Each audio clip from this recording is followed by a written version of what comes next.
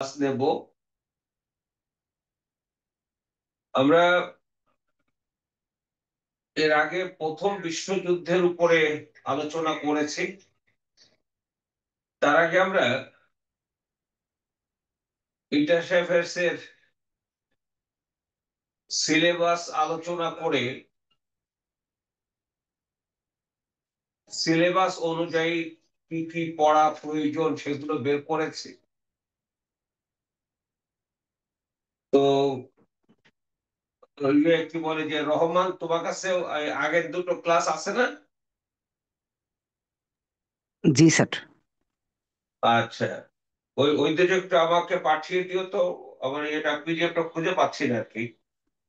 ওই প্রথম ক্লাসটা সিলেবাসের, আর হলো তোমার কি বলে যে প্রথম বিশ্বযুদ্ধের উপরে। তো আজকে আমরা প্রথম বিশ্বযুদ্ধের জি স্যার।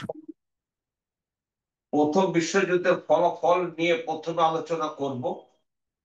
দ্বিতীয় আলোচনা করব হলো রুশ বিপ্লব নিয়ে।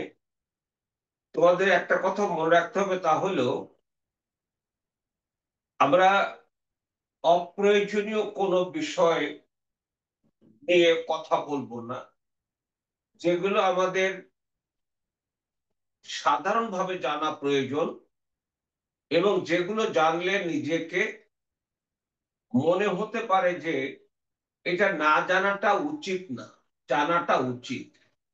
কারণ তোমরা মনে রাখবে যে শিক্ষিত ছেলে মেয়েদের ভিতরে কিছু কমন বিষয় থাকতে হয়, যেটা যে কোনো জায়গায় আলোচনায় প্রাসঙ্গিক হতে পারে। সে কারণে আমরা আজকে রুশ বিপ্লবটাকে নিয়ে এসছি এবং ধারাবাহিকভাবে আমি তোমাদের বিজ্ঞপ্তিতে রুশ বিপ্লবের পর আরেকটা চ্যাপ্টার দিয়েছিলাম, সেটা হলো 1919 থেকে 1939, অর্থাৎ দ্বিতীয় বিশ্বযুদ্ধের প্রেক্ষাপট। কিন্তু ওটা পড়াবার এত সময় হবে না। এই জন্য আমি দুটো বিষয় আজকে তোমাদের সাথে আলোচনা করব। প্রথমটা হলো প্রথম বিশ্বযুদ্ধের ফলাফল, দ্বিতীয়টা হলো রুশ বিপ্লব। তাহলে আজকে আমরা আলোচনা করব কি কি বিষয় নিয়ে।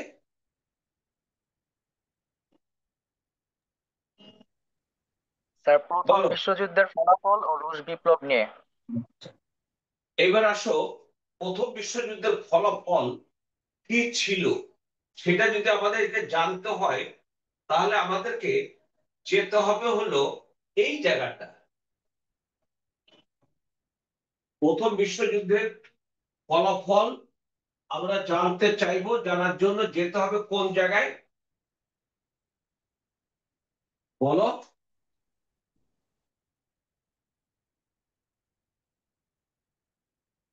বলো কোন জায়গায় যাব। প্যারিস শান্তি সম্মেলন। প্যারিস শান্তি সম্মেলন। তার মানে প্যারিস শান্তি সম্মেলনে যা ঘটেছিল তাই প্রথম বিশ্বযুদ্ধের ফলাফল।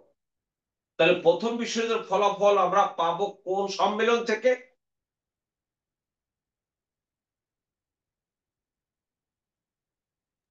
প্যারিস সম্মেলন থেকে স্যার। প্যারিস আচ্ছা, শান্তি সম্মেলন। শান্তি সম্মেলনে আমরা দুটো সিদ্ধান্ত পেয়েছি। একটা হচ্ছে লিগ অফ নেশনস গঠন, আর একটা হলো অক্ষ শক্তির বিরুদ্ধে শাস্তিমূলক ব্যবস্থা। তাহলে প্রথম বিশ্বযুদ্ধের ফলাফলটাকে আমরা কয় ভাগে ভাগ করছি?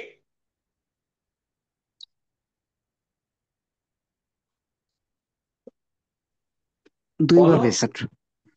দুই ভাগে। প্রথমটা কি? লিগ অফ নেশনস গঠন। তারপরটা অক্ষ শক্তির বিরুদ্ধে শান্তিমূলক ব্যবস্থা। শাস্তিমূলক শাস্তিমূলক শাস্তিমূলক ব্যবস্থা। সবাই কি বুঝতে পেরেছো বিষয়টাই? জি স্যার। জি স্যার। আচ্ছা, আরেকজন বলো তো।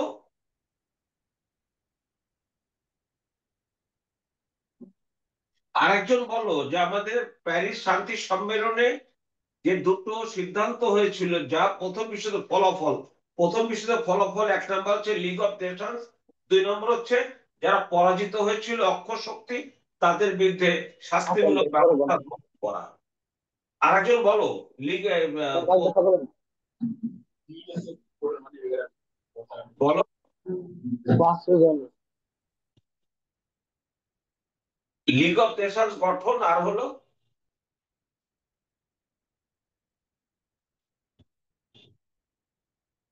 তোমরা না যখন আরেকটা কথা বলবে না দেখবে এটা এস্টাবলিশড হয়ে যাবে যে ক্লাসে যেন আমাদের শেষ হয়ে যায়, প্রায় শেষ হয়ে যায়। তারপরে কালকে যখন ভিডিওটা পাবে, ভিডিওটা একবার দেখে নিজেরা লিখে নিও। তারপর পিডিএফটা খুলে, পিডিএফ আগে খুলবে না। আচ্ছা এবার আসো, তাহলে আমরা চলে আসি। সেটা হলো, আচ্ছা দেখো তো এখানে কি লেখা আছে।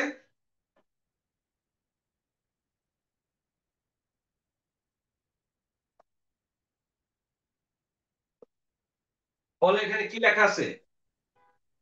লিগ অফ নেশনস গঠন, লিগ অফ নেশনস এর গঠনের আমরা প্রেক্ষাপট। এখন 1 নম্বর ফলাফলটা এখন আলোচনা করব। কয়টা ফলাফল ছিল? দুটো স্যার। দুটো। 1 নম্বরটা কি ছিল?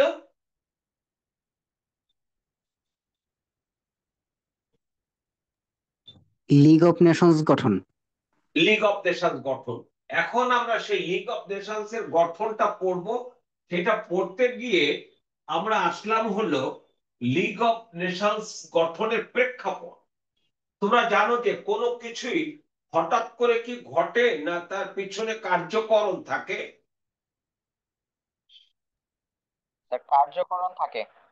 আচ্ছা সেই কার্যকরণটা হলো লীগ গঠনের ক্ষেত্রে 1914 থেকে 1918 পর্যন্ত সংগঠিত যুদ্ধ। তাহলে প্রথম আমরা বলে দিলাম যে লীগ গঠনের প্রেক্ষাপটটা কি বলতো। স্যার 1914 থেকে 1918 পর্যন্ত যুদ্ধ। একটা, এই যুদ্ধটা কিভাবে প্রেক্ষাপট হলো, এভাবে হলো। দেখো তো যুদ্ধ যখন হয় তখন সেখানে এই বিষয়টা থাকে কিনা, শান্তি ও নিরাপত্তা। এই শান্তি ও নিরাপত্তার ধারণাটা কোন জায়গায় থাকে?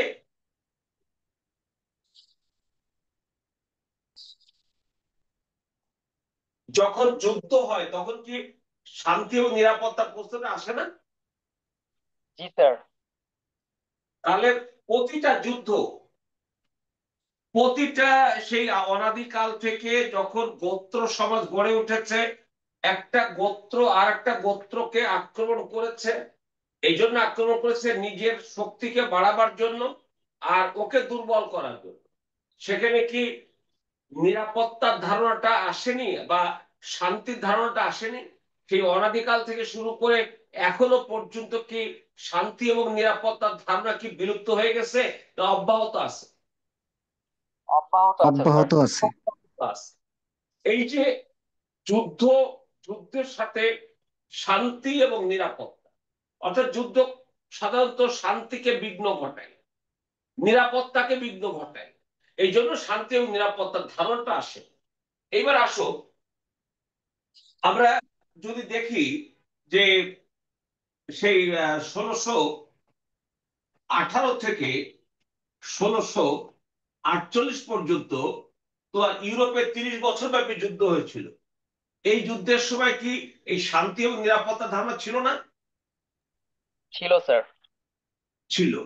এরপরে দেখো তোমার কি বলবো যে 1776 বলবে না, 75 থেকে 1781 পর্যন্ত আমেরিকার স্বাধীনতা যুদ্ধ হয়েছে।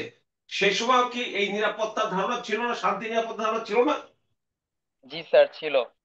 এরপরে তোমরা দেখো 1859 থেকে, না 1853 থেকে 1856 পর্যন্ত তোমার ক্রিমিয়ার যুদ্ধ হয়েছিল। ক্রিমিয়ার যুদ্ধ, এই ক্রিমিয়ার যুদ্ধ কি শান্তি নিরাপত্তার ধারণা ছিল না? জি স্যার ছিল। তারপরে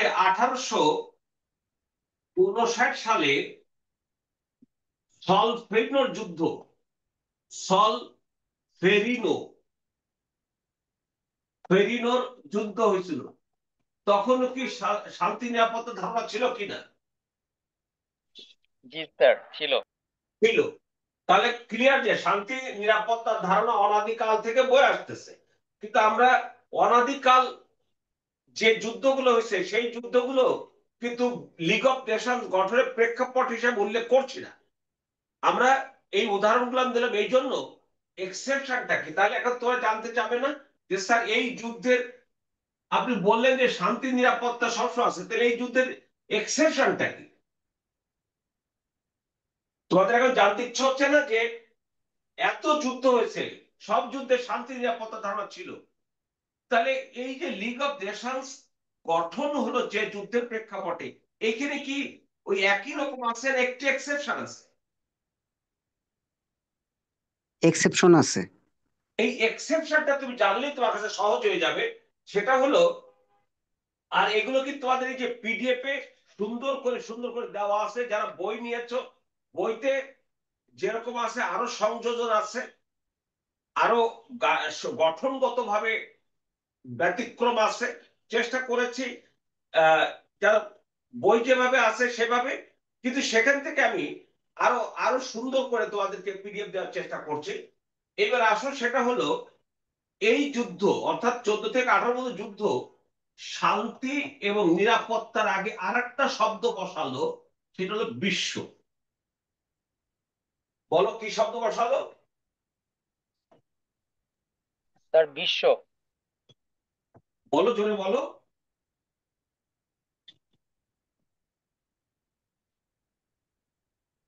বলো না এবার। বিশ্ব। তাহলে এবার পুরাটা বলো, বিশ্ব, শান্তি এবং বিশ্ব শান্তি ও নিরাপত্তা। এর আগে কোন যুদ্ধই বিশ্ব শব্দটা বসেনি, কিন্তু শান্তি নিরাপত্তা ছিল। তাহলে এর আগে কোন যুদ্ধে কি কি শব্দটি বসেনি? বিশ্ব। তাহলে কি বসেছে সেখানে? শুধু শান্তি এবং নিরাপত্তা। তাহলে প্রথম কোন যুদ্ধ বিশ্ব শান্তির নিরাপত্তার জন্ম দিল? সময়টা বলো। স্যার, 1914 থেকে 1918। বাস। তাহলে এবার আসো, এই যে বিশ্ব শান্তি এবং নিরাপত্তার ধারণা জন্ম দিল, কিভাবে জন্ম দিল? জন্ম দিল হলো তোমার 1900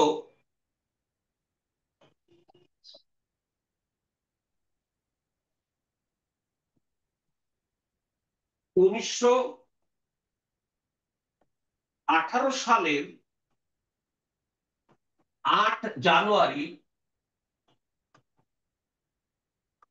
মার্কিন প্রেসিডেন্ট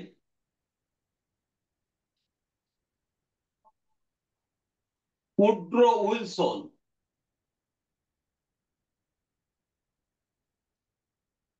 এই যে 8 জানুয়ারি 1918 মার্কিন প্রেসিডেন্ট উড্রো উইলসন তার সিনেটে ভাষণ দিলেন। সিনেটে ভাষণ দিয়ে বললেন, সিনেটে ভাষণ দিয়ে তিনি 14 দফা, এটা বহুবার বিশেষ এসছে, 14 পয়েন্টস। তাহলে ইতিহাসে বিশ্ব শান্তি এবং নিরাপত্তার জন্য প্রথম 14 দফা কে দিয়েছিলেন? US Woodrow Wilson. President Woodrow Wilson. আর আরেকজন বলো, কোন মার্কিন প্রেসিডেন্টের নাম বলো? Sir, Woodrow Wilson. Woodrow Wilson, স্পষ্ট ভাষায় বলো, উড্রো উইলসন। একটু জোরে বলো, আর শব্দটা পরিষ্কার হতো, Woodrow Wilson. Sir, Woodrow Woodrow Wilson. Wilson. Woodrow Wilson. তোমরা ক্লাসে কে কে আছো?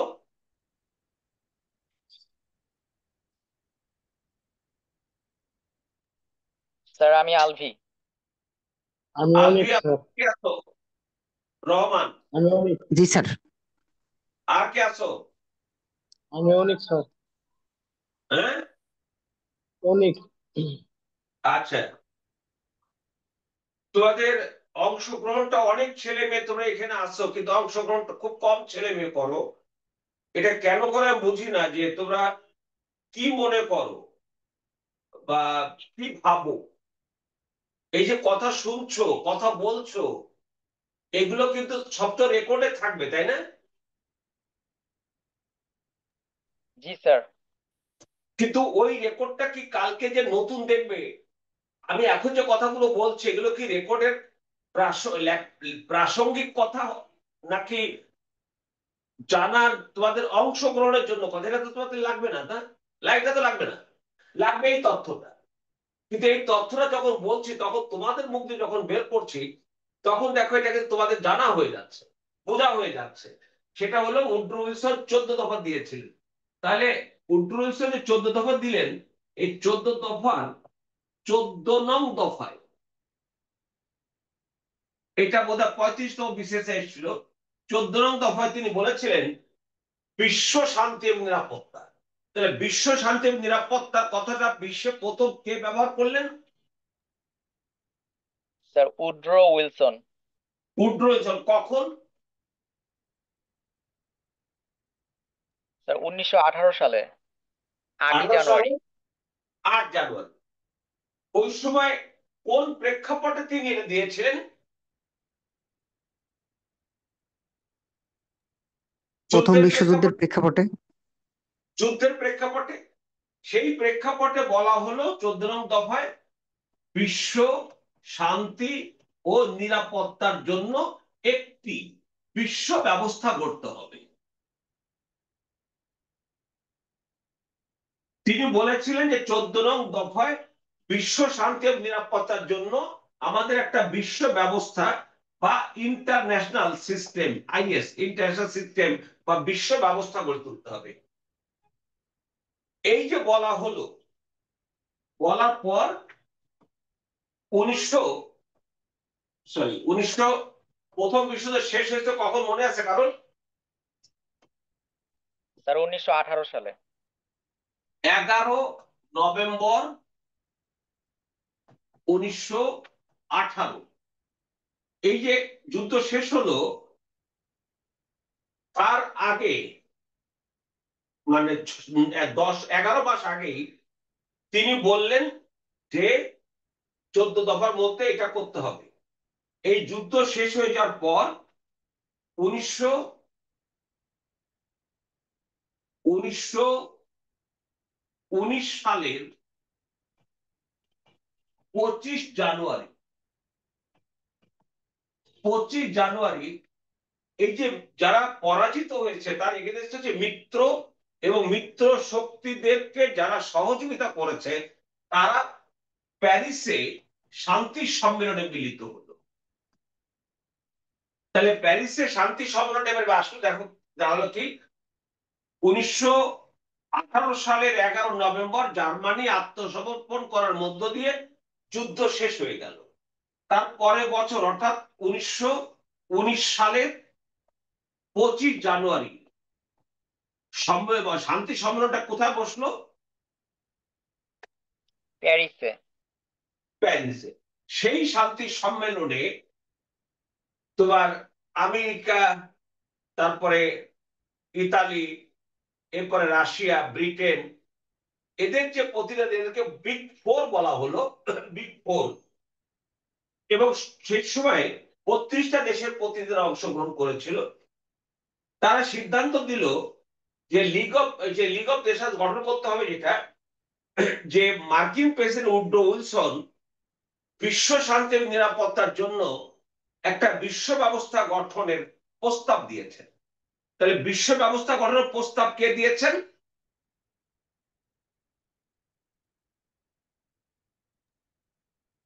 মার্কিন প্রেসিডেন্ট উড্রো উইলসন। তাকে বলা হলো ওটার নাম কি হবে, অর্থাৎ সে বিশ্ব ব্যবস্থার নাম আর হলো গঠনতন্ত্র কি হবে, এটা আপনি ঠিক করেন। তখন তার নেতৃত্বে নাম দেওয়া হলো লিগ অফ নেশনস। যে বিশ্ব ব্যবস্থা গড়ে তোলা হবে, সেটার নামকরণ কি করা হলো?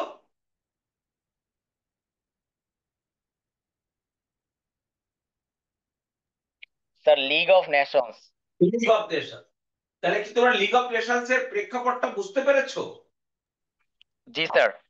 আচ্ছা, সেই লিগ অফ নেশনস গঠন হলো এবং গঠনতন্ত্র হলো তারপরে 28 জুন 28 জুন ওখানে যে 19টা দেশের প্রতিনিধিরা উপস্থিত ছিল তারা লীগের গঠনতন্ত্র বা চার্টার বা সনদে স্বাক্ষর করার মধ্য দিয়ে লিগ অফ নেশনস এর জন্ম হলো এবং 1920 সালের জানুয়ারি মাসের 10 তারিখে ব্রিটেনের পার্লামেন্ট ভবনে বা ওয়েস্টমিনিস্টারের হলে লীগের প্রথম সম্মেলনের মধ্য দিয়ে বিশ্বের প্রথম বিশ্ব ব্যবস্থা, লিগ অফ নেশনস বিশ্বের প্রথম বিশ্ব ব্যবস্থা।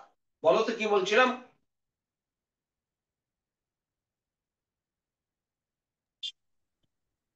লিগ অফ নেশনস বিশ্বের প্রথম বিশ্ব ব্যবস্থা। আর একজন বলো। স্যার লিগ অফ নেশনস এর বিশ্বের প্রথম বিশ্ব ব্যবস্থা। আর একজন বলো।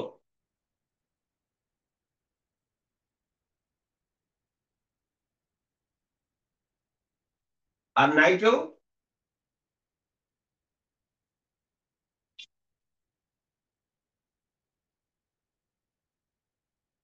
আছে আর কেউ আছে ক্লাসে? আরো তো 5 জন আছে প্রায়। তাহলে ওরা কথা বলছে না কেন? লিগ অফ নেশনস বিশ্বের প্রথম বিশ্ব সবাই ব্যবস্থা। কথা বলবে, সব কথা না বলে আমি বুঝবো কিভাবে যে তুমি স্বতঃস্ফূর্ত আছো? আরো পড়তেছো আন্তর্জাতিক বিষয় বলি, যদি একটু নড়াচড়া না করো তাহলে কেমনে হয় বলো তো দেখি? সুজন, রবি দাস, তুমি কথা বলো না কেন?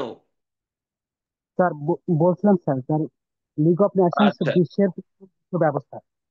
আচ্ছা, তাহলে লিগ অফ নেশনস বিশ্বের প্রথম বিশ্ব ব্যবস্থা। লিগ অফ নেশনস বিশ্বের প্রথম কি? স্যার বিশ্ব ব্যবস্থা। বিশ্ব ব্যবস্থা। আবার বলো তো কি? স্যার বিশ্ব ব্যবস্থা। এই প্রথম বিশ্ব ব্যবস্থা হলো। এই বিশ্ব ব্যবস্থা গড়ে তুললো ওই যুদ্ধটা না? জি স্যার। ওই যুদ্ধ না হলে কি এই বিশ্ব ব্যবস্থা হতো? না স্যার। এই জন্য ওই যুদ্ধের নাম বিশ্বযুদ্ধ। তাহলে 14 থেকে 18 পর্যন্ত না, তত কেউ উচ্চারণ করো নাই বিশ্বযুদ্ধ। ভালো ভালো লেগেছে, তোমরা উচ্চারণ করো নাই, বুঝতে চেষ্টা করেছো। ওই যুদ্ধের নাম বিশ্বযুদ্ধ কেন হলো? কারণ ওই যুদ্ধের প্রতিক্রিয়া ছিল বিশ্ব শান্তি এবং নিরাপত্তার ধারণার জন্ম, ফলাফল ছিল বিশ্ব ব্যবস্থা গড়ে ওঠা, আর সেই বিশ্ব ব্যবস্থার নাম লিগ অফ নেশনস। তাহলে বিশ্বে কয়টা বিশ্বযুদ্ধ হয়েছে? স্যার, দুইটা। দুইটা। দুইটা হয়েছে দুইটা যুদ্ধের প্রেক্ষাপটে। এবার আমরা সেখানে পরে যাব, তাহলে খেয়াল করো। এবার বুঝেছো? এখন এখান থেকে তোমার তথ্য লাগবে, এখান থেকে তুমি তথ্য পাবে। এবার দেখো, এই যে নামকরণ, গঠনতন্ত্র, পূরণ, বলছিলাম আমি কথাগুলো। লীগের চুক্তিতে স্বাক্ষর, এটা বলে দিচ্ছি। মার্কিন প্রেসিডেন্ট, এই যে উনি মার্কিন প্রেসিডেন্ট উড্রো উইলসন, ওনাকে শান্তিতে নোবেল পুরস্কার দেওয়া হয়েছিল। ওনাকে কেন শান্তিতে নোবেল পুরস্কার দেওয়া হয়েছিল? লিগ অফ নেশনস গঠনে কার্যকর ভূমিকা রাখার জন্য। কি বুঝেছো? জি স্যার। আচ্ছা, এবার আসো। লীগের সদর দপ্তর ছিল জেনেভায়। লীগের সদর দপ্তর কোথায় ছিল? জেনেভায়। জেনেভায়। এরপরে দেখো, এইটা কি লেখা, একটু পড়ো তো। আমেরিকার সদস্যপদ গ্রহণ না করার কারণ মনরো ডক্ট্রিন। তাহলে আমেরিকা লিগ অফ নেশনস গঠনে সবচেয়ে গুরুত্বপূর্ণ ভূমিকা রেখেছে না? জি স্যার, সবচেয়ে বেশি। অথচ তারা সেই লীগের সদস্যপদ গ্রহণ করেনি। তো সদস্যপদ গ্রহণ যদি আমেরিকা না করে, তাহলে আমেরিকা যদি না করে, সেই সংগঠনটা কি খুব বেশি কার্যকর হওয়ার কথা? না না স্যার। স্যার, সেটা বেশি হওয়ার কিন্তু কথা না। করলেন না, করলো না কেন? তার উত্তরটা কি? Monroe doctrine. বলো তো কি? Monroe doctrine. Monroe doctrine. এই Monroe Charles Monroe. Charles Monroe, উনি ছিলেন 1823 সালে মার্কিন প্রেসিডেন্ট। উনি যে বক্তব্যটা দিয়েছিলেন, উনি যে ধারণাটা দিয়েছিলেন, সেটাকে ওনার নামেই মতবাদ বলা হয়, মনরোর মতবাদ। ডক্ট্রিন মানে হচ্ছে মতবাদ। তাহলে মনরোটা কে? একজন ব্যক্তি। ব্যক্তিটা কে? আমেরিকার প্রেসিডেন্ট চার্লস মনরো। তিনি কত সালে বলে একটা মতবাদ দিয়েছিলেন? 1823 সালে। ওই মতবাদটাকে কি বলা হয়? Sir, Munro doctrine. Monroe doctrine. এবার হচ্ছে মনরো ডক্ট্রিনটা কি? এই যে দেখো, এই যে যে ইয়েটা দেখছো, এটা কি দেখছো? একটা এই যে মানচিত্র। আটলান্টিক ওশেন, এখানে আটলান্টিক। দেখছো নর্থ আমেরিকা, সাউথ আমেরিকা, এখানে দেখতেছো তুমি ইউরোপ, আফ্রিকা, তার নিচে এশিয়া। তিনি বলেছিলেন আমরা আটলান্টিকের ওপারে যাব না, আমরা আটলান্টিকের এপারে যাব না। কি বলছিলেন? স্যার, আমরা আটলান্টিকের ওই পারে যাব না। আটলান্টিকের কাউকে এপারে সহ্য করব না। অর্থাৎ আমরা তুমগো দিকে যাব না, তোমরা আমগো দিকে আইসো না। তাহলে কি দাঁড়ালো? মনরোর মতবাদ দেখো তো, আমেরিকা মুখী পররাষ্ট্রনীতি কিনা?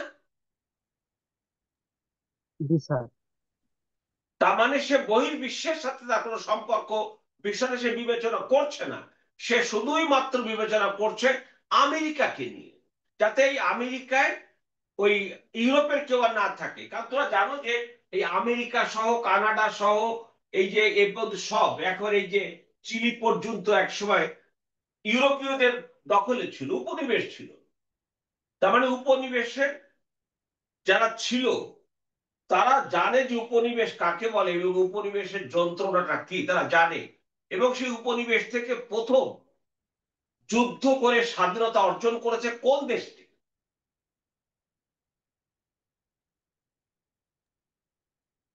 স্যার, মেবি জানা নেই স্যার, তবে উপনিবেশ যুক্তরাষ্ট্র। থেকে যুদ্ধ করে স্বাধীনতা অর্জন করেছে প্রথম কোন দেশ? কেউ জানো না? না sir. Sir America. America. America হচ্ছে বিশ্বের প্রথম উপনিবেশ থেকে মুক্তি পাওয়া। তা এমনি এমনি মুক্তি পাওয়া না, দীর্ঘ তোমার 7 বছরের মতো যুদ্ধ হয়েছে। সেই যুদ্ধের পর তারা এটা পরে আমেরিকা যখন পড়াবো তখন এগুলো তোমরা জানবে। তাহলে যা দাঁড়ালো, তাহলে আমেরিকার এই স্বাধীনতা, যেমন আমেরিকার পৃথিবীতে এসে প্রথম সংবিধান কার? কোন দেশের? আমেরিকা। আমেরিকা। তোমরা বাংলাদেশের সংবিধান কি দেখেছো? জি স্যার। আহ গতকাল আমাদের অন্তর্বর্তী সরকার প্রধান কি ঘোষণা করেছেন?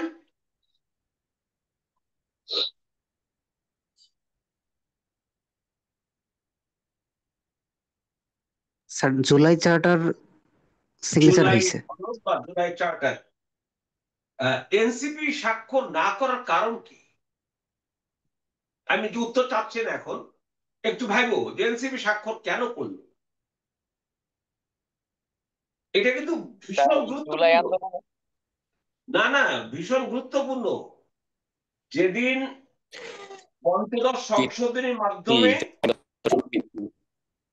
পঞ্চদশ সংশোধনীর মাধ্যমে 2012 সালের 30 জুন আওয়ামী লীগের নেতৃত্বে পার্লামেন্টে সংবিধান সংশোধন করে বেশ কিছু বিষয় ঢুকানো হয়েছিল যেগুলো আমি পছন্দ করিনি। এবং আমি বলেছি যে, এও বলেছে যে সংবিধানের এই বিষয়গুলো সংশোধন করা যাবে না। তো ভবিষ্যতে তো কোন একটা দল 200-র বেশি আসন পাবে না, এটা তো আপনি নিশ্চিত না। কারণ আমাদের সংবিধান তো আসন 200-র বেশি হলে যা খুশি করা যায়, তাই না?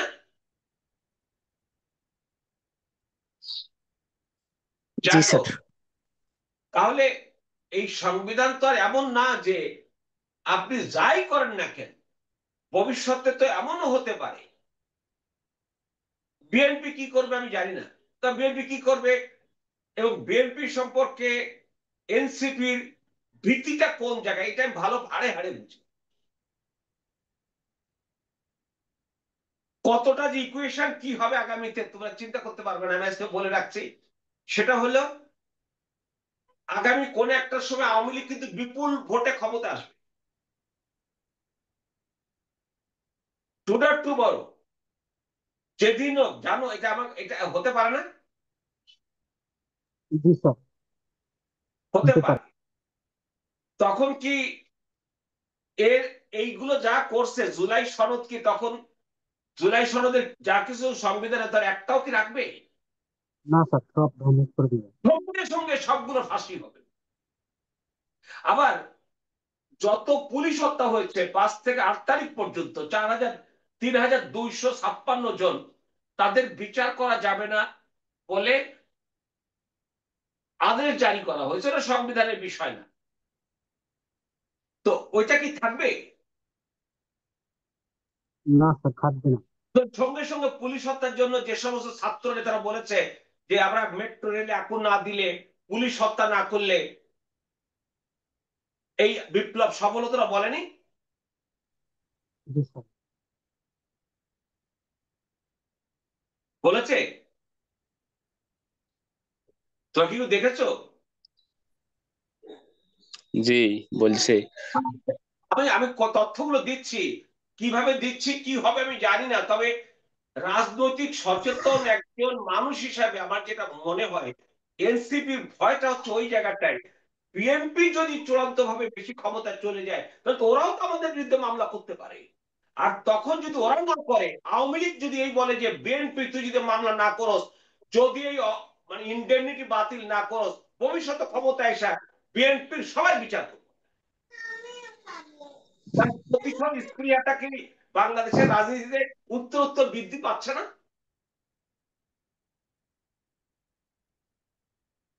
জি স্যার, প্রতিহিংসা স্যার বাড়ছে না চরম আকারে? জি জি স্যার। স্যার। এই প্রতিহিংসা কি মনে করছো আগামীতে কমে যাবে? আমরা যতই মুখে বলি শুধু শান্তিপূর্ণ গণতান্ত্রিক পরিবেশ বাংলাদেশে কবে বিরাজ করবে আমরা কিচ্ছু জানি না। কিন্তু এই মুহূর্তে যা দেখছি তা হলো মানুষ এক শ্রেণী, তারা কিন্তু এখন নানামুখী তৎপরতা, নানামুখী কথা হচ্ছে, তো যাও যেটা বলছিলাম, এই জন্য তারা বলতেছে আইনগত ভিত্তি চাচ্ছে। আইনগত ভিত্তি দেবে কিভাবে? আইনগত ভিত্তি বা আইনগত বিষয়টি ওদের বাইরে, ওরা বলতেছে পার্লামেন্টে যাওয়া হবে। আর আগামী নির্বাচনে পার্লামেন্টে তো আওয়ামী লীগ না থাকলে বেশি আসন পাবে কি?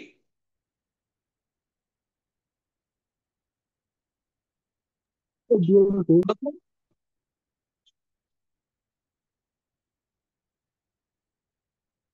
আন্দাজে করতে পারো না? ভোট কেন্দ্রে বিএনপি। কে যাবে আমি জানি না, কতজন ভোট কেন্দ্রে যাবে তাও জানি না, কিন্তু বিএনপি বেশি আসন পাবে। জি বিএনপি স্যার। বাংলাদেশে অনেক মানে খারাপ কাজ করেছে, তাই না? জি স্যার। করেছে না? স্যার। তার আগে আওয়ামী লীগ অনেক খারাপ কাজ করেছে না? জি স্যার। এনসিপি যারা সে আজকে একটা মজার শব্দ বাংলাদেশে, কি এক্সিট, কি এক্সিট, সেফ, সেফ এক্সিট, এই শব্দ শুনেছো?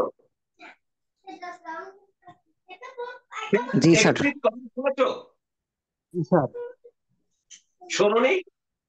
জি স্যার, শুনেছি। কথা বলবে তো, জানো কি শুনেছো কিনা? জি। না, জি স্যার। একজন নেতা বলছে, অনেক ইয়ে উপদেষ্টারা বিভিন্ন হাত মেলাচ্ছে এবং সেফ এক্সিটের জন্য চেষ্টা করছে। তার মানে কি? কেন আপনারা সেভে দেবেন, আপনারা নির্বাচন দেবেন, ক্ষমতা হস্তান্তর করে দেশে আপনারা যে এনজিও, সবাই তো এনজিওর লোক, আপনারা এনজিও চালাবেন, অসুবিধা কোথায়? নাই বলে কথা কেন বলতেছে?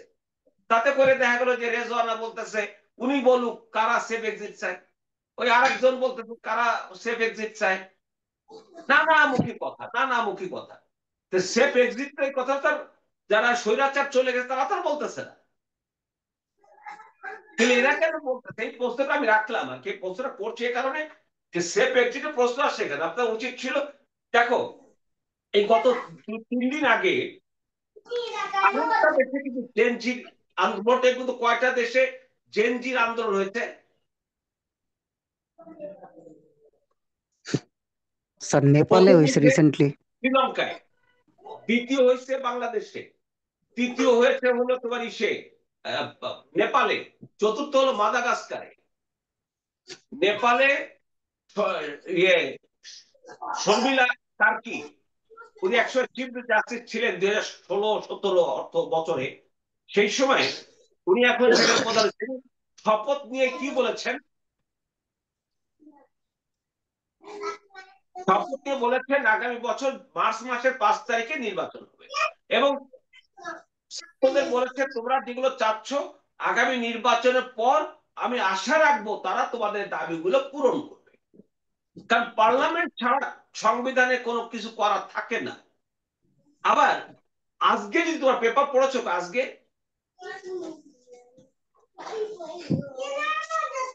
কালকে কালকে পেপার পড়ছো, কালকে পেপার পড়েছো? আরে না না স্যার, বলতে না পড়া বলতে বলিনি। কি অদ্ভুত ব্যাপার, আমি গল্প করতেছি আর তোমরা নিঃশব্দ। কেউ পেপার পড়েছো? স্যার পড়িনি স্যার। ধন্যবাদ। না পড়া ভালো, পড়লে তথ্য জানিয়ে ফেলবা। সে তথ্যগুলো আবার তোমার মনও খারাপ হইতে পারে, মন ভালো হইতে পারে, আমি জানি না, কিন্তু পেপার পড়ার কোনো বিকল্প নেই। মাদাগাস্কারের যে অন্তর্বর্তী সরকার প্রধান হয়েছেন তিনি বলে দিয়েছেন 6 মাসের ভিতরে দেশে নির্বাচন হবে।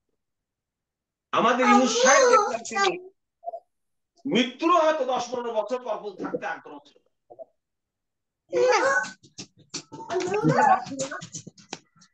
যে তিনি দেশের মানুষ বলুন না 5 বছর বলে, 10 বছর বলে, 100 বছর বলে, এরকম বলে উনি বলেন। মিস্টার কামাল, এই স্পিকারটা বন্ধ করেন। সেটা বলেন। তুমি চলে আসি, এই যে আমাদের জায়গায় চলে আসি, সেটা হলো আমরা আটলান্টিকের ওপারে তোমরা আসবে না। তো আমেরিকার যে স্বাধীনতার যুদ্ধ, আমেরিকার স্বাধীনতার যুদ্ধের প্রেক্ষাপটে আমার বাংলাদেশের কথা মনে হলো। আমেরিকার স্বাধীনতার ঘোষণার আলোকে 1971 সালে ব্যারিস্টার আমিনুল ইসলাম বাংলাদেশের স্বাধীনতার ঘোষণা সনদ প্রণয়ন করেছিলেন। ওটা আজকে যেটা জানলাম, আমার কাছে লেখাটা ওইটা এসে গেছে, আমি কাল পরশু প্রিন্ট করে সবটা তোমাদের কোনটা কোনটা লাগবে দেখাবো। ওইটা আমি কি রাখতেছি আছে। আর 7 মার্চের ভাষণ বা বঙ্গবন্ধুর স্বাধীনতার ঘোষণা বা এগুলো এগুলো যদি ঘোষণা আজকে বাদ দেন, আওয়ামী লীগ আসে কি এগুলো আবার আরেকটু উপর উঠাবে না? জি স্যার।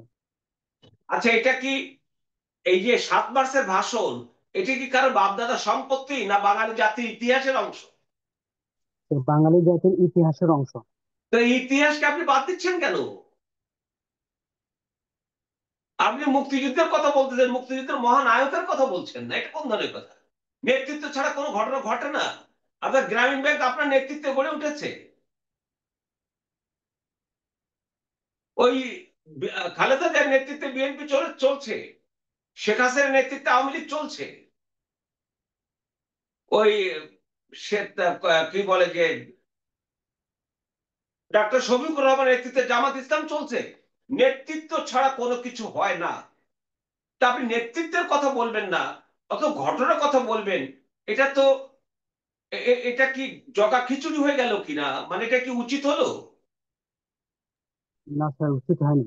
তুমি এই জগা খিচুড়ি। কথাটা বলার জন্য এগুলো নিরপেক্ষ রাখেন, এগুলোকে জাতির জন্য নিরপেক্ষ রাখেন, আর রাজনৈতিক দলগুলো যারা যা অপরাধ করেছে, যারা যা করেছে, তাদের যা বিচার আপনি করেন তাতে তো কোনো সমস্যা নেই, কিন্তু ইতিহাস নিয়ে ঘাটাঘাটি করতে যান না, তাহলে যা দাঁড়াবে জাতির ভিতরে একটা স্পষ্টত বিভাজন হয়ে যাবে।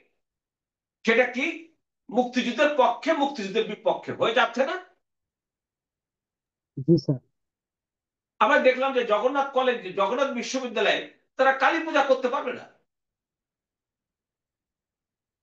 কেন?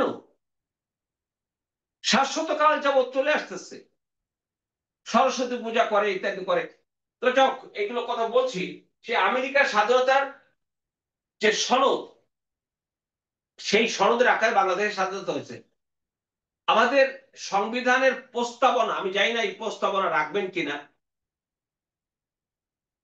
আমাদের সংবিধানের প্রস্তাবনার প্রথম কথাটা কি জানো? সেটা আমেরিকার সংবিধান থেকে ধার নেওয়া হয়েছে। We are the people of United states of America. আমরা বাংলাদেশের জনগণ। 1971 খ্রিস্টাব্দের মার্চ মাসের 26 তারিখে স্বাধীনতা ঘোষণা করিয়া মহান মুক্তি সংগ্রামের মাধ্যমে স্বাধীনতা ও সার্বভৌমত্ব অর্জন করিয়াছে। এটা হচ্ছে আমাদের প্রস্তাবনার প্রথম লাইন। তো যাক, সে আমেরিকা থেকে এসছে, এটা চলে গেল। এবার আমরা আমেরিকাকে ছেড়ে চলে আসি।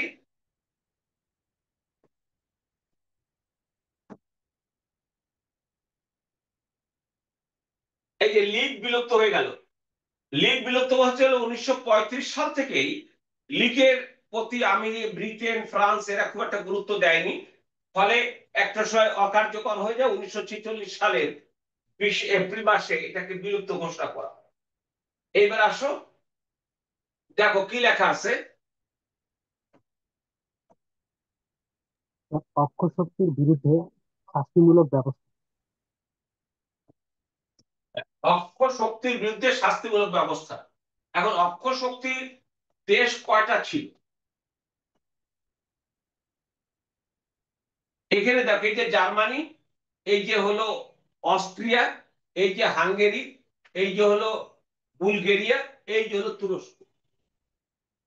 তাহলে জার্মানি, অস্ট্রিয়া, হাঙ্গেরি, বুলগেরিয়া, তুরস্ক। এর ভিতরে এই অস্ট্রিয়া এবং হাঙ্গেরি এরা ছিল কনফেডারেশন।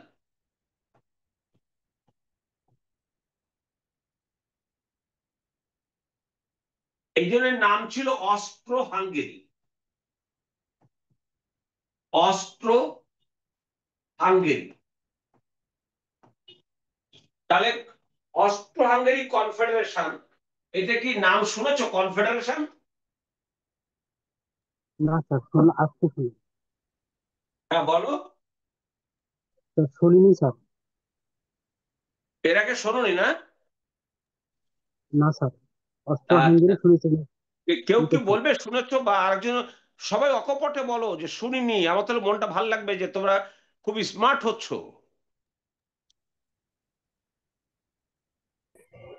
জি স্যার, শুনেছিলাম তো। শুনেছিলাম তো বললে হবে না। স্যার আপনার ক্লাস থেকে শুনেছিলাম আর কি। আচ্ছা, তো আর কে শুনেছে কেউ? কনফেডারেশন, এবার আসো। এই যে অস্ট্রিয়া হাঙ্গেরি, তোমরা দেখেছো যে 1866 সালে অস্ট্রিয়ার সাথে প্রুশিয়ার যুদ্ধ হয়। আর এই প্রুশিয়া ছিল তখন জার্মানির সবচেয়ে বড় শক্তিশালী রাজ্য। এই প্রুশিয়ার সাথে অস্ট্রিয়ার যুদ্ধের পর অস্ট্রিয়া হেরে যায়। হেরে যাওয়ার পর অস্ট্রিয়া হাঙ্গেরির সাথে কনফেডারেশন করে। কনফেডারেশন মানে হলো স্বাধীন রাষ্ট্র, কিন্তু তারা কোন নির্দিষ্ট একটা বিষয়ে একমত। একমত, যেমন অস্ট্রিয়ায় অস্ট্রো হাঙ্গেরিকে 5 বছর শাসন করবে অস্ট্রিয়ার সম্রাট, পরবর্তী 5 বছর শাসন করবে হাঙ্গেরির সম্রাট। আমরা দুটোই স্বাধীন, কিন্তু আমরা একসাথে থাকবো, এই বিষয়টা আমরা একসাথে মানবো। তাহলে বুঝেছো, কনফেডারেশন মানে দুটো স্বাধীন, আমরা স্বাধীনভাবে সবকিছু করতে পারবো, কিন্তু কোন একটা জায়গায় আমাদের সাথে আমরা ঐক্যমত আছে, একসাথে ওই কাজটা করব। যে কাজই বলুক সেটা একসাথে করব, এটাকে বলে কনফেডারেশন। এখন এই অস্ট্রো হাঙ্গেরি কনফেডারেশন তাদেরকে ভেঙে দেওয়া হলো প্যারিস শান্তি সম্মেলনে। ভেঙে দিয়ে কি করা হলো? তার মানে কনফেডারেশন কখন ভেঙে দেওয়া হলো? 1919 সালে প্যারিসে। ভেঙে দিলে কি হয়ে গেল? এখন আর এটা রইল না অস্ট্রিয়া হাঙ্গেরি। তাহলে এখন মোট অক্ষশক্তি দিয়ে দাঁড়ালো কয়টা?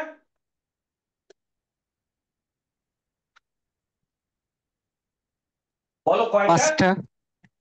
বলো। জার্মানি, অস্ট্রিয়া, হাঙ্গেরি, বুলগেরিয়া, তুরস্ক।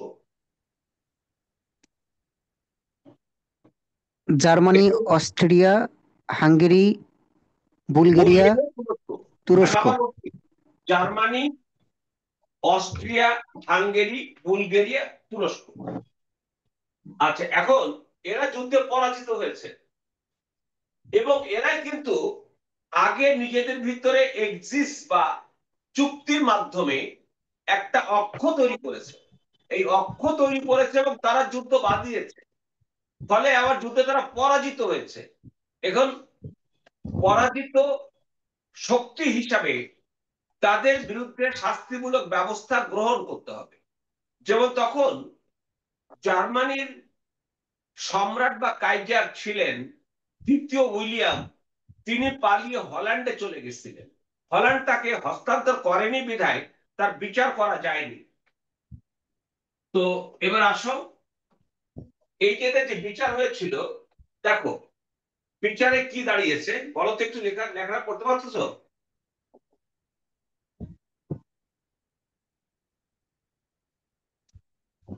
দেশ জার্মানির সাথে চুক্তি হয়েছিল, সেই চুক্তির নাম কি?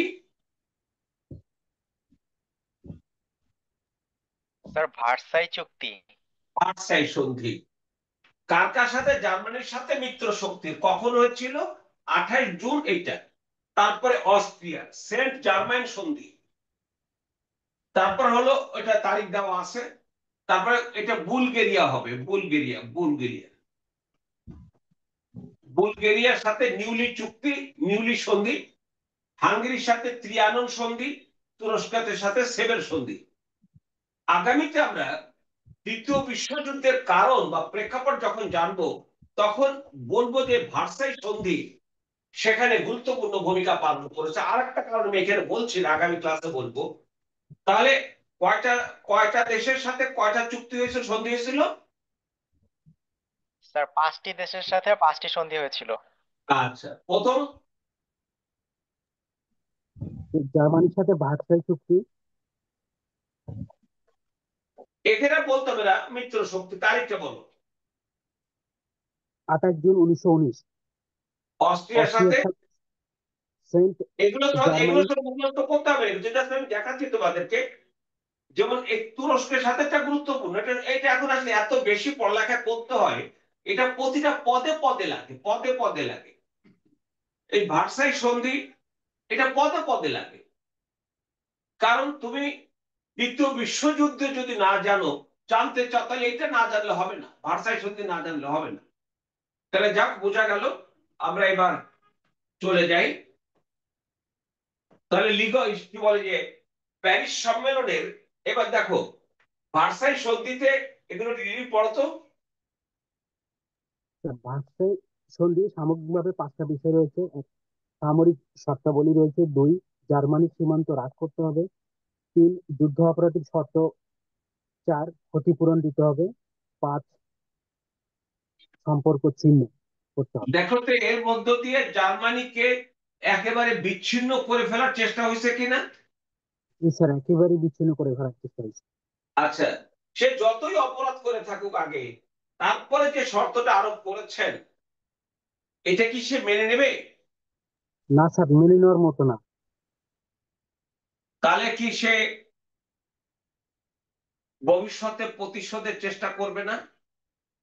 অবশ্যই করবে স্যার, অবশ্যই আর সেই চেষ্টা করবে। প্রতিশোধ দেওয়ার জন্য অ্যাডলফ হিটলার ব্যবস্থা করেছিলেন। এ কারণে তোমরা অ্যাডলফ হিটলারকে জানতে হবে, আগামী ক্লাসে সেটা জানবে যে অ্যাডলফ হিটলার কি করেছিল। এখন আমি সেখানে বলবো যে সামরিক শর্তাবলীর মধ্যে কি ছিল।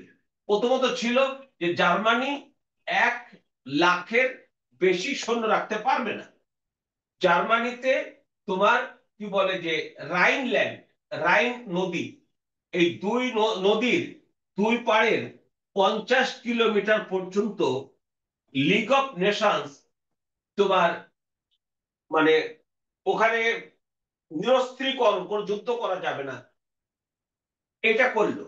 তারা বললো যে তোমাদের কয়টা, 2টা জাহাজ থাকতে, যুদ্ধ বিমান থাকতে পারবে, 2টা ডেস্ট্রয়ার থাকতে পারবে। এভাবে দেখো তো জার্মানিকে সামরিক ক্ষেত্রে একটা দুর্বল করার ব্যবস্থা হলো কিনা।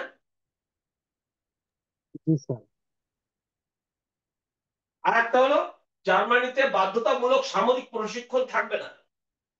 মানে নিয়ম ছিল ওই সময় প্রায় দেশেই যে 18 থেকে 50 বছর পর্যন্ত মানুষকে বাধ্যতামূলক সামরিক প্রশিক্ষণ নিতে হতো, যাতে যুদ্ধকালীন সময় তারা যুদ্ধ করতে পারে। তো এর ব্যবস্থা এটা হলো। তারপরে আসো, এবারে আসে রুশ বিপ্লব। বলো তো কি লিখেছি। রুশ বিপ্লব 1917। আর একজন বলো। রুশ বিপ্লব 1917। আরো ভালো করে উচ্চারণ করো, 1917। আবার বলো।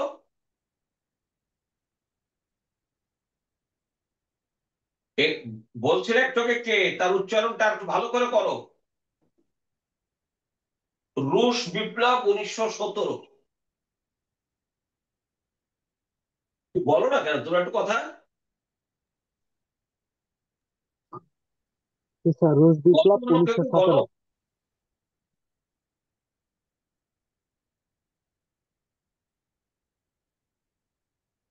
রুশ বিপ্লব 1917। আচ্ছা, ধন্যবাদ। তোমাদের মুখ দিয়ে কথা বের করতে ভারি কষ্ট হয়। আমি এক বাক্যে বলছি, যদি রুশ বিপ্লব না হতো, যদি রুশ বিপ্লব না হতো, তাহলে আজ বিশ্ব এখানে এখন যে অবস্থা আসতো না।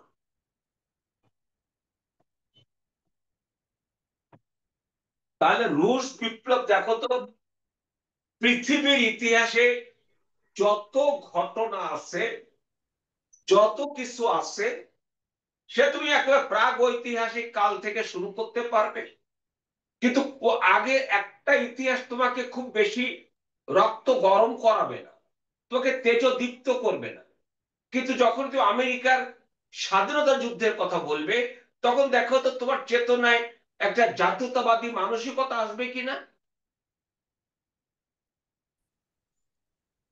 জি তোমার স্যার। ভিতরে একটা মানে যুদ্ধ মানে তো একটা কিছু অর্জন করতে চাওয়া, তাই না? জি স্যার। জি স্যার। তাহলে আবার যদি তুমি ভাবছো 1790 সালে ফরাসি বিপ্লব শুনলে তোমার ভিতরে কি একটা টকবক ভাব আসবে না? জি স্যার। এই যে যে কথাগুলো বলছি, সেই জায়গা থেকে আমি এসে বলছি যে 1917 সালে যদি রুশ বিপ্লব না হতো, তাহলে বিশ্ব আজকে এই জায়গায় আসতো না।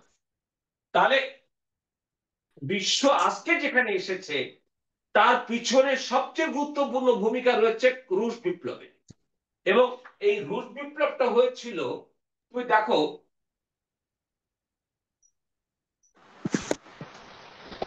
মার্কসের নাম শুনেছো? Karl Marx. কার্ল জি স্যার। মার্কসের নাম শুনেছো কেউ? জি স্যার, শুনেছি। ধন্যবাদ। ওনার বাড়ি কোথায় জানো কেউ? ওনার এখন মানে ওনার জন্ম হয়েছিল সেই সময় কোথায়? জার্মানির প্রুশিয়ায়। এখন জার্মানির নাগরিক তিনি ছিলেন, মারা গেছে অনেকদিন আগে। এই যে কার্ল মার্কস, তিনি তুললেন হলো শোষণ শোষণ মুক্তির কথা। আর এই শোষণ মুক্তি কি হতো, শোষণ হতো যদি শিল্প বিপ্লব না হতো? শিল্প বিপ্লব হওয়ার ফলে শিল্পে দেখো তো শ্রমিকরা কাজ করছিল কিনা?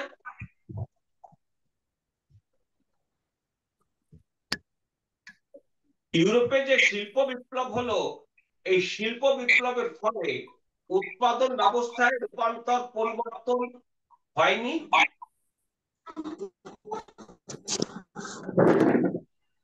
হয়েছে কি?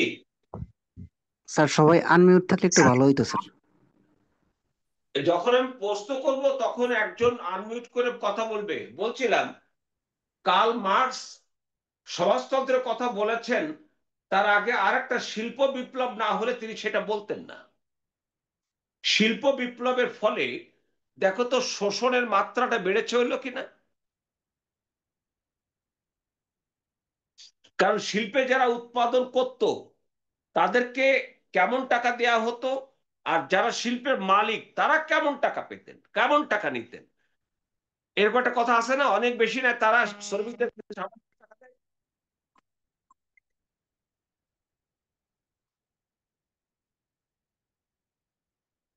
তো এখন এই শোষণ মুক্তির জন্য আসলো কার্ল মার্কস।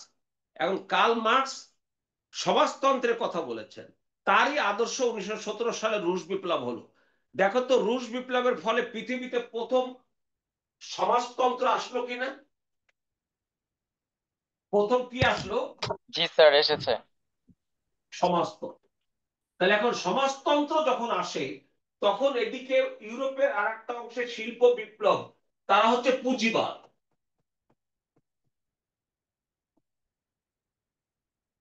তাহলে এখন পুঁজিবাদের সাথে দেখো তো সমাজতন্ত্রের একটা দ্বন্দ্ব হবে কিনা? হবে স্যার। এই দ্বন্দ্ব হয়েছিল বিধায় দ্বিতীয় বিশ্বযুদ্ধের দুইটা কারণ আমি তোমাদের শিখাবো। একটা হচ্ছে ভার্সাই সন্ধি, আর একটা হচ্ছে রুশ বিপ্লব। অর্থাৎ রুশ বিপ্লব যদি না হতো তাহলে দ্বিতীয় বিশ্বযুদ্ধ হতো না। আমি তো প্রমাণ করে দেবো আগামী ক্লাসে। এইভাবে তোমাদেরকে প্রমাণ করতে হবে। তার মানে সমাজতন্ত্র যেখানে বলা হলো উৎপাদন এবং বন্টনের মধ্যে সাম্য, যারা উৎপাদন করবে তারা ভোগ করবে, বৃদ্ধ এবং শিশু যারা উৎপাদনে অংশ নেবে না তাদের দেখভালের দায়িত্ব রাষ্ট্রের। কিন্তু পুঁজিবাদী সমাজে কি উৎপাদন এবং বন্টনের মধ্যে সাম্য ছিল? একটা সামন্ততান্ত্রিক সমাজ ছিল, একটা ভূস্বামী ধনিক শ্রেণীর নেতৃত্বে ছিল। স্যার ধনিক শ্রেণীর নেতৃত্ব ছিল। যারা ধনিক শ্রেণী ছিল, আমাদের এই বাংলায় ভারতে বর্ষে যে জমিদারি প্রথা ছিল, জমিদাররা কি উৎপাদন করত? না স্যার। কিন্তু ভোগ করতো না? জি স্যার। যারা উৎপাদন করত কৃষক, তারা কি প্রয়োজনীয় পরিমাণ মতো উপযুক্ত ভোগের অধিকার পেত? না স্যার।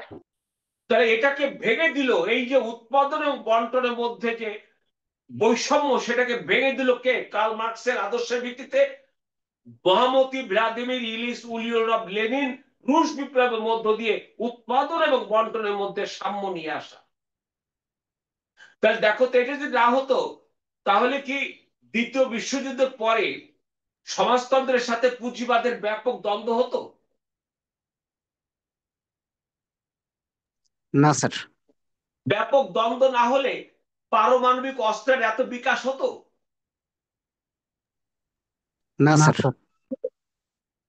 আমাদের, তোমরা কি জানো যে মহাশূন্যে যাওয়ার প্রক্রিয়াটা শুরু হলো কিভাবে? এটা ভূগোল বইতে আমার লেখা আছে।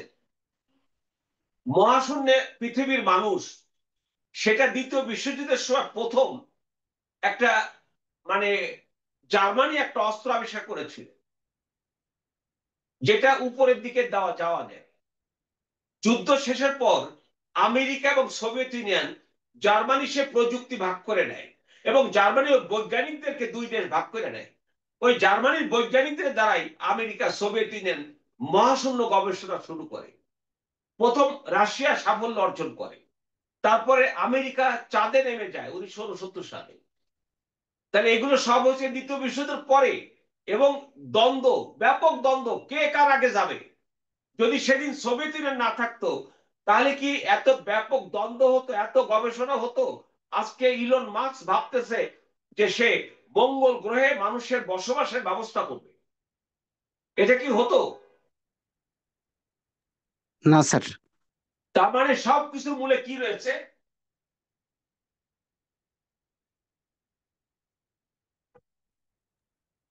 রুশ বিপ্লব। তাহলে রুশ বিপ্লব হয়েছিল বিধায় পৃথিবী আজকে এখানে এসছে। তো এরপর দেখো, এই যে রুশ বিপ্লব হয়েছে অক্টোবর মাসে, তার আগে ফেব্রুয়ারিতে একটা বিপ্লব আছে, ওইখানে আবার সব লেখা আছে, দেখা দিচ্ছে তোমাদের, পড়ে নিবে। 1917 সালে জার দ্বিতীয় নিকোলাস তখন ছিল তোমার রাশিয়ার প্রেসিডেন্ট, ওরা বলে জার রুশ ভাষায়। তাকে ক্ষমতাচ্যুত করে প্রিন্স লুবভ ক্ষমতা নেয়।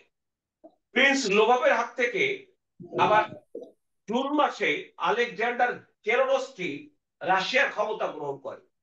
আর সেই সময় এই যে লেনিন, তিনি যে বাহিনী গঠন করেছিলেন তার বাহিনীর নাম ছিল তোমার রেড আর্মি, আর তার দ্বিতীয় নিকোলাস তার বাহিনীর নাম ছিল হোয়াইট আর্মি। তাহলে হোয়াইট আর্মি এটা কখন হয়েছিল? রুশ বিপ্লবের আগে, যার দ্বিতীয় নিকোলাস করেছিল। আর রেড আর্মি কে করেছিলেন? লেনিন। রেড আর্মি, লাল ফৌজ। এরপর দেখো সমাজতান্ত্রিক, এই সাথে ছিল বলশেবিক বিপ্লব।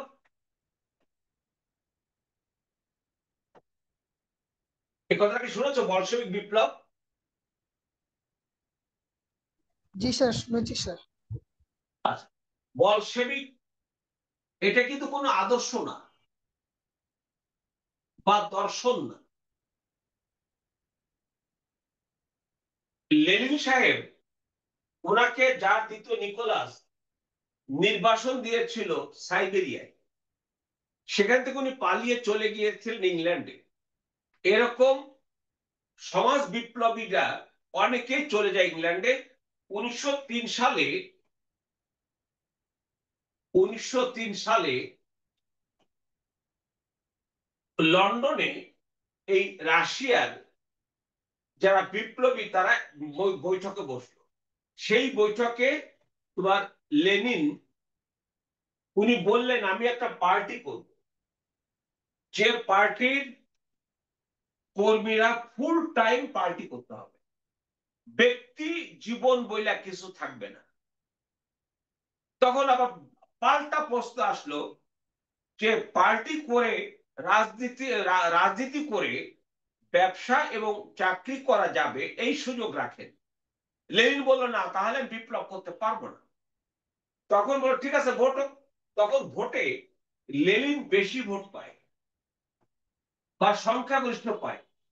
রুশ ভাষায় সংখ্যাগরিষ্ঠ হচ্ছে বলশেবিক। তারপরে বলশেবিক মানে হচ্ছে বাংলায় সংখ্যাগরিষ্ঠ, ইংলিশে মেজরিটি। কথা বুঝতে পারছো? জি স্যার। জি স্যার, বোঝা গেছে। বলশেবিক শব্দের অর্থ কি? সংখ্যাগরিষ্ঠ। সংখ্যাগরিষ্ঠ। কিন্তু আমরা বলশেবিক বিপ্লব বলি, বলশেবিক বিপ্লব না, এটা হলো সমাজতান্ত্রিক বিপ্লব। কিন্তু বলশেবিক মানে সংখ্যাগরিষ্ঠ, যারা যারা কম ভোট পেল তারা হলো মেনশেবিক। মেনশেবিক, তাহলে বলশেবিক আর মেনশেবিক ভাগ হয়ে গেল। 1917 সালে বিপ্লবে এই বলশেবিক যারা অর্থাৎ সংখ্যাগরিষ্ঠ তারা বিপ্লব করেছিল। এই জন্য 1917 সালের রুশ বিপ্লবকে বলশেবিক বিপ্লব বলে, আবার অক্টোবর বিপ্লব বলে। যেহেতু অক্টোবর এটা হলো তখন, জানো তখন পৃথিবীতে ক্যালেন্ডার কয়টা ছিল? না স্যার। দুইটা। একটা হচ্ছে জুলিয়ান ক্যালেন্ডার,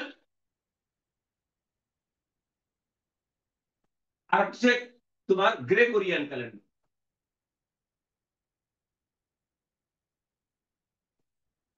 এই গ্রেগরিয়ান ক্যালেন্ডার এটা বোধহয় তোমার 1528 সালে পোপ গ্রেগরি উনি এইটা করেছেন, তার নামে গ্রেগরিয়ান। আর জুলিয়াস সিজার খ্রিস্টপূর্ব উনি যে ক্যালেন্ডারটা করেছিলেন তার নাম হচ্ছে জুলিয়ান ক্যালেন্ডার। এই জুলিয়ান ক্যালেন্ডার তখন রাশিয়া ব্যবহার করত। অর্থাৎ 1917 সালে যখন রুশ বিপ্লব হয় তখন তাদের কোন ক্যালেন্ডার ছিল? Julian calendar. আর সারা বিশ্বে ছিল কোন ক্যালেন্ডার? গ্রেগরিয়ান। এই গ্রেগরি ক্যালেন্ডারে ছিল 25 অক্টোবর। এই জন্য আমরা সারা বিশ্বে রুশ বিপ্লব বলি অক্টোবর বিপ্লব এবং তারিখটা বলি 25 অক্টোবর। আর তখন জুলিয়ান ক্যালেন্ডার ছিল 7 নভেম্বর। এই জন্য ওরা বলে নভেম্বর বিপ্লব, কিন্তু আমাদের ভারতবর্ষে তখন ছিল গ্রেগরি ক্যালেন্ডার, সেটা ছিল 25 অক্টোবর। বুঝেছ? অক্টোবর বিপ্লব বললে আমরা যারা রাশিয়ার বাইরে তাদেরকে মিন করা হয়, আর রাশিয়া তখন জুলিয়ান ক্যালেন্ডার থাকায় তখন তাদের ছিল নভেম্বর মাস এবং তারিখটা ছিল 7 নভেম্বর। এটা ছিল তার পার্থক্য। তো যাকে এবার বুঝেছ যে বলশেবিকটা কি।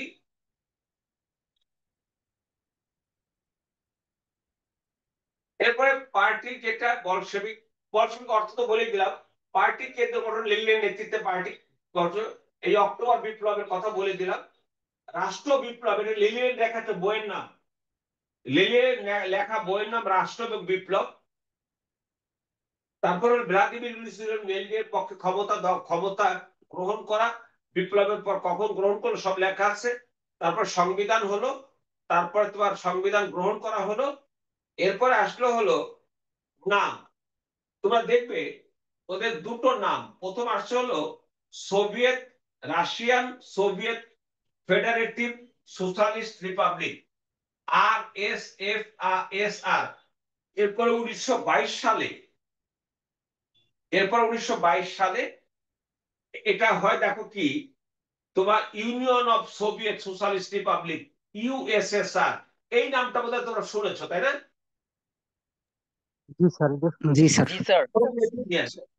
Union of Soviet socialist Republic. আচ্ছা, এটার নামকরণ করা হলো। এরপর আসো, এটা লেনিনের বইয়ের নাম। এই যে না, ওটা এই জায়গাটা আসো, দুনিয়া কাঁপানো 10 দিন। এর নামটা শুনেছো? না স্যার, শুনি নাই। শুনেছো? জি স্যার। এই দুনিয়া কাঁপানো 10 দিন হলো এই যে 17 অক্টোবর থেকে 25 অক্টোবর, 10 দিন। এই 10 দিন সারা পৃথিবী থরেকম্প ছিল। কি আসছে, কি নতুন আসতেছে, কি হতে পারে, কি হবে বিশ্বে। এই জন্য ওই 10 দিনকে দুনিয়া কাঁপানো 10 দিন বলে। এবং এর উপর একটা বই লিখেছেন জন রিড। এটা বিশেষ একবার এসছে, জন রিড। এই জন রিডের লেখা বাংলায় আছে, আমার কাছে ওনার বইটা আছে বাংলা, জন রিডের। যাকে এই হলো তোমার দুনিয়া কাঁপানো 10 দিন, মানে রুশ বিপ্লবের সাথে সম্পর্কযুক্ত। তারপরে এই যে জন রিড লেখা আছে এখানে। তারপরে লেনিনের নিউ ইকোনমিক পলিসি বা নেপ। তারপরে এই যে পাবলো নেরুদা, নামটা খুব কমন। রুশ বিপ্লবের আয়না। রুশ বিপ্লবের আয়না কাকে বলে জানো? যে লেনিন বলেছেন রুশ বিপ্লবের আয়না উনি বলেছেন হলো তোমার কি বলে যে একজন সাহিত্যিক কবি, সারাক্ষণ বলি এখন ভুলে গেলাম কেন। Leo Tolstoy. Leo Tolstoy. তিনি যে দর্শন বা যেগুলো কথা বলেছেন তাকে কেন্দ্র করে লেনিন সাহেব বলেছেন যে যদি প্রশ্ন হয় যে রুশ বিপ্লবের আয়না বলা হয় কাকে, তখন তুমি বলবে লিও টলস্টয়। আর রাশিয়ার একটা ম্যাক্সিম গোর্কির নাম শুনেছো? জি স্যার। বিখ্যাত বই তার মাদার। তো যাক, এবার প্রতি বিপ্লব 1918 থেকে 1924 পর্যন্ত দুই পক্ষের মধ্যে প্রতি বিপ্লব হয়েছিল। সে প্রতি বিপ্লবে আমেরিকা, ব্রিটেন, ফ্রান্স সমাজতন্ত্রের বিরুদ্ধে প্রচুর অর্থ দিয়েছিল, তাতে কোনো কাজ হয়নি, হেরে গিয়েছিল। সোভিয়েত ইউনিয়নের শেষ প্রেসিডেন্ট ছিলেন গর্বাচেভ। তারপরে গর্বাচেভ দিয়েছিলেন প্রেস্ট্রোইকা মানে অর্থনৈতিক সংস্কার, গ্লাসনস্ট মানে ব্যক্তিগত সম্পত্তির উপর অধিকার, গ্লাসনস্ট হলো খোলামেলা আলোচনা মানে গণতন্ত্র। এটা দেওয়ার পরে তোমার সোভিয়েত ইউনিয়নের পতন 1991 সালের 25 ডিসেম্বর সোভিয়েত ইউনিয়নের পতন হয়ে গেল, আমাদের আলোচনা শেষ হয়ে গেল। তাহলে আগামী মঙ্গলবারে, গত মঙ্গলবার রিটেনে যে ক্লাসটা নেওয়ার কথা ছিল সেটা হবে। আর নভেম্বর মাসে তোমাদের রবি, মঙ্গল, বৃহস্পতি, শুক্র 4 দিন, 2 দিন পিলি, 2 স্যার দিন রিটেন। স্যার, ব্যক্তিগত সম্পত্তির উপর অধিকার একটু যদি ব্যাখ্যা করতেন এটা। এটা আগে ছিল না, সমাজতন্ত্রে সেটা ছিল না। সেটা ছিল হলো সব রাষ্ট্র, সব সম্পত্তি রাষ্ট্রের। উনি এটা বললেন যে আমরা প্রেস তরিকা মানে কিছু কিছু অর্থনৈতিক মুক্তি, অর্থনৈতিক মানুষের হাতে ছেড়ে দেওয়া, তখন ব্যক্তিগত সম্পত্তি অর্জনের কথা বলেছিলেন। আর গ্লাসনস্ট ওদের ভাষায় সেটা হচ্ছে যে মুক্ত, অর্থাৎ গণতান্ত্রিক চর্চার দিকে যাওয়া। ওইটা যাইয়া পারে তার আগে সোভিয়েত ইউনিয়ন ভেঙে যায়। জি স্যার। সোভিয়েত তো ঠিক আছে, আমি তোদের দিয়ে দিচ্ছি, পিডিএফ দিয়ে দিচ্ছি। জি স্যার, ধন্যবাদ স্যার। যাও। আদর্শ স্যার।